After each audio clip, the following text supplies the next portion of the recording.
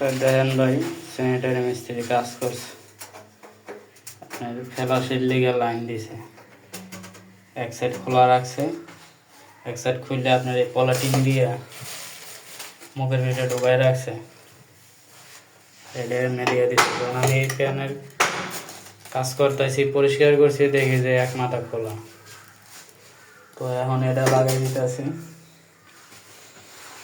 বাড়িওয়ালারা করে কিনে এটা লাগাইতেছে।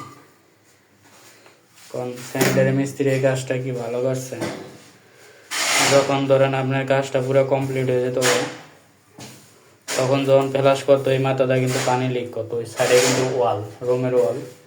তো যখন ওয়ালটা পুরো ভিজা থাকতো তখন বলতো যে পাইপ লিক হয়ে গেছে। তখন কিন্তু টাইলস ভাঙ্গিয়া পুরো মনে করেন যে কই কই লিক আছে, টাইলস টুইলস ভাঙ্গিয়া পুরো আইলিয়ে এলাইতো। কারণ এত বুঝতোই না লিকটা কোন জায়গায়। ফ্ল্যাশ যে লিক করে এরা তো ধারণাই থাকতো না, বুঝছেন। তো ধন্যবাদ সবাইকে ভিডিওটা দেখার জন্য।